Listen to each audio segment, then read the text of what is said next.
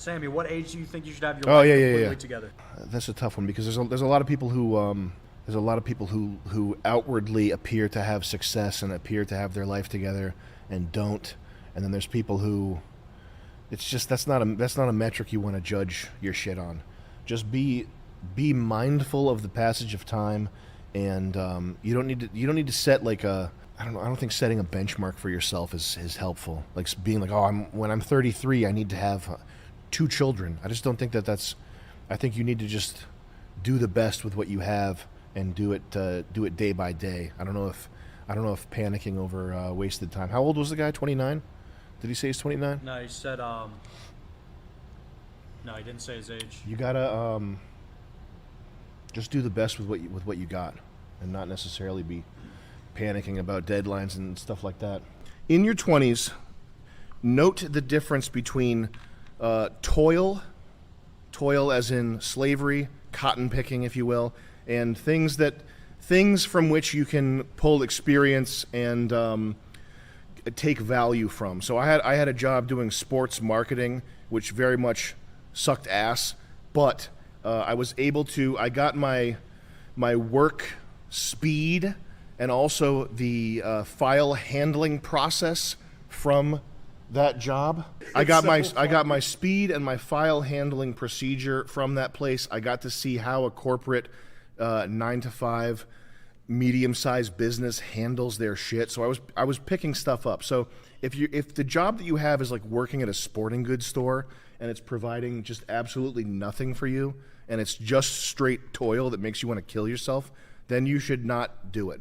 However, in your 20s, if you can find an older rich guy who's not gay, not trying to put his hands down your pants, but knows what he's doing and will impart some of his knowledge to you, we call that a mentor. If you can find a job where you can pick up information, learn how to do certain things, these are all good things.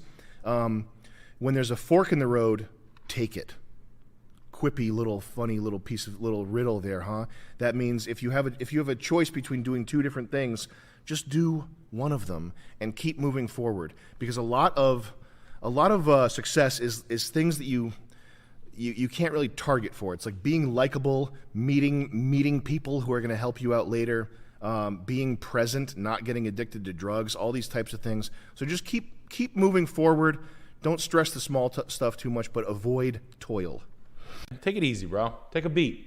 If it sucks that bad, save a good amount of money and quit your fucking job. That's what I used to do. When I really hated my job to the point where I was gonna, I just quit. I used to, when I was younger, I used to burn bridges. I'd be like, fuck you, I'm out of here, suck my dick. And I'd walk out, I'd do it all the time. I'd save $9 grand. I'd work like a maniac for 3 months in a row, sell a shitload of cars, eat drink water and go to sleep at 8 o'clock and not do anything and just be a beast, a scavenger beast. And I would save as much money as I can and I would quit. And then I would just go somewhere else and just start again. But don't let it burn you up, dude. You got to fight for time. You got to plan your day at night, and you have to fight for time. It's just consistent. You have to be just constantly, oh God, it's terrible. But it's what you have to do. You have to mentally torture yourself every second to be actively doing whatever it is that you need to be doing. I'm sorry. And it's not, listen, the tool stuff, brother, this type of shit,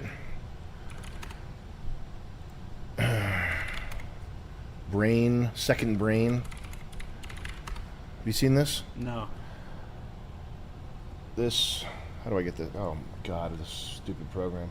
This type of stuff, this second brain shit, and the get things done app. This is procrastination porn. Yeah. This is the shit that will ruin you for 6 months. You can get this fantasy world. You can dive in this fantasy world and live here for 2 years, for 5 years, if you have the natural inclination to just min-max everything. This is how you torture yourself.